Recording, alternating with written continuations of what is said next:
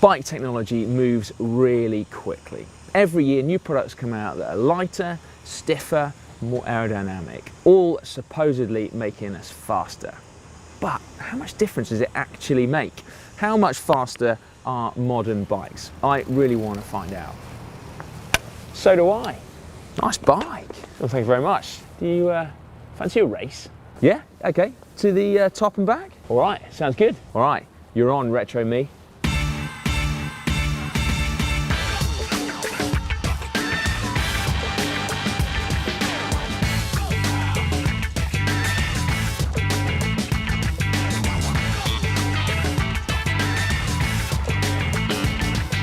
This bike is a genuine piece of history. It's an orbea ridden to victory in the 1985 Vuelta a España by Pedro Delgado. This is his actual bike, and it is a beauty.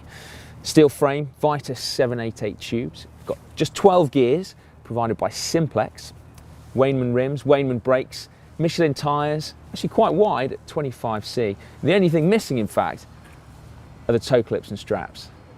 So what am I going to be racing against then? What is the modern bike? I guess you could say that this is the great-granddaughter of Pedro Delgado's Vuelta a España winning bike.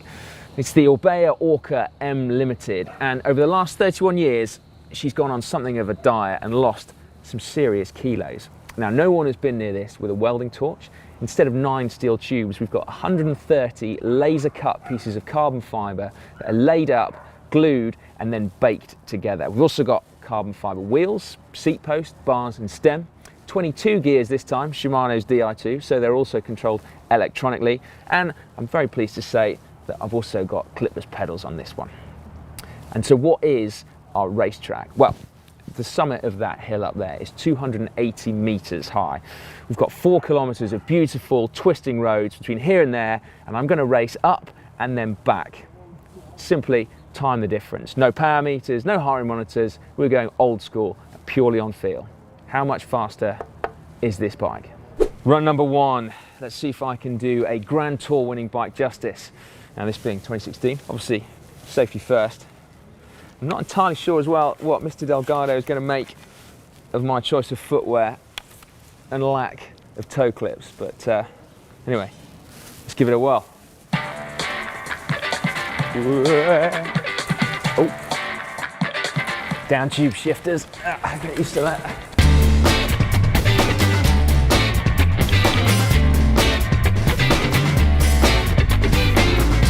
Now, the eagle-eyed amongst you will no doubt have realised I'm no longer using Pedro Delgado's back wheel. We might have a problem, Mike. No, I think we've got a real problem. And I don't know whether it's because I've got more power than him. I suspect not. But unfortunately, I broke his freewheel. So I've got an entirely retro bike, except for the back wheel. Tell you what though, the 6-speed change shifts very well on an 11-speed block.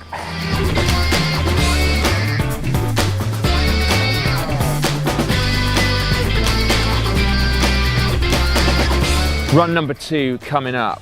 Strava is on, modern bike ready to go. Let's do it.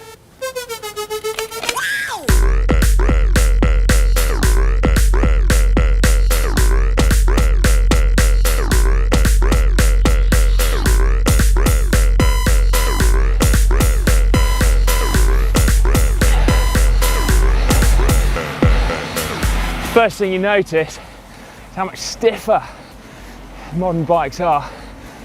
Now, whether stiffer is faster, I don't know. It feels quicker.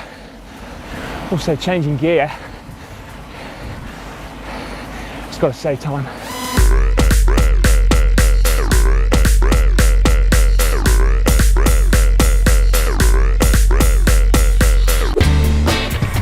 I've never ridden a bike with friction shifters before. So, it has to be said, you not only lose so much time faffing around on your down tube, but finding the right gear is an art form.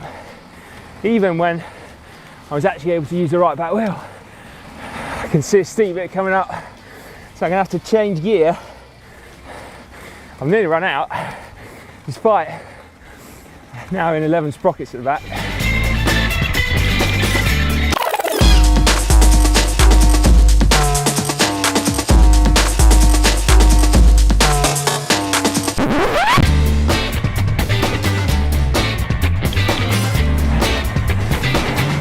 Close to the top.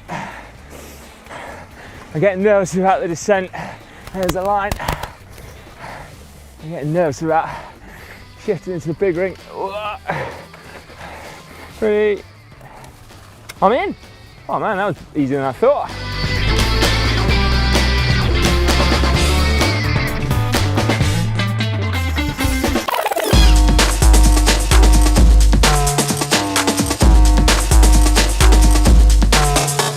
As we said, I don't know whether it's because Pedro's bike just didn't fit me properly, whereas this one fits me like a glove.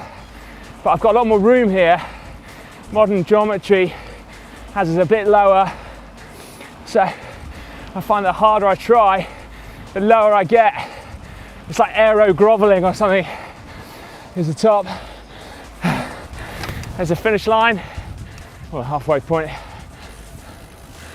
Right then. The descent, venga, venga!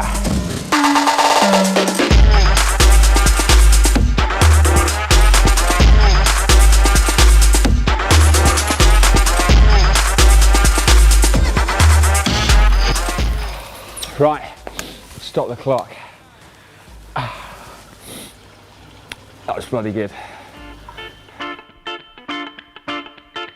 Here we are then. Now, firstly, I would just like to say that this has been an excellent day. But secondly, I suppose we can't escape the cold, hard results. So here we go.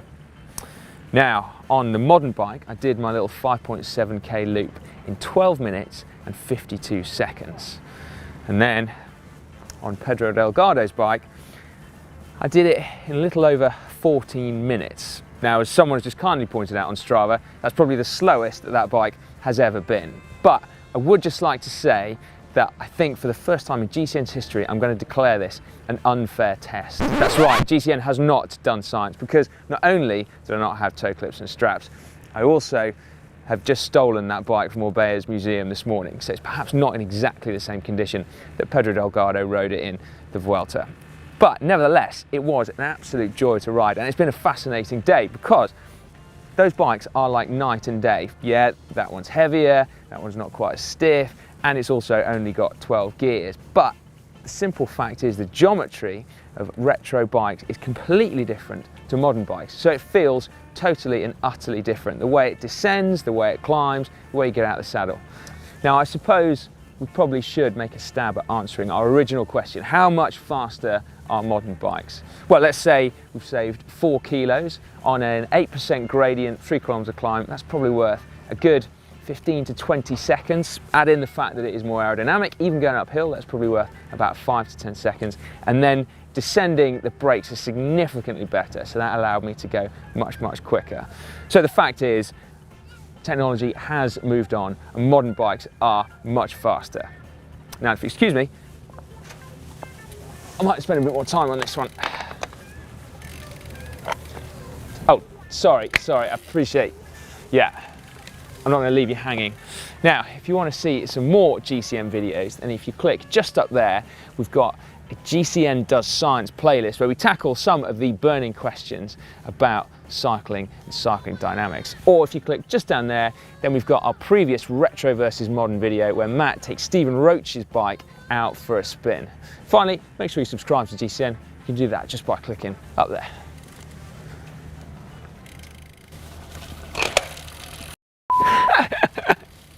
Can I just say that I was taken out last night, made to drink copious amounts of red wine, and it's just hampered my clipping inabilities just temporarily.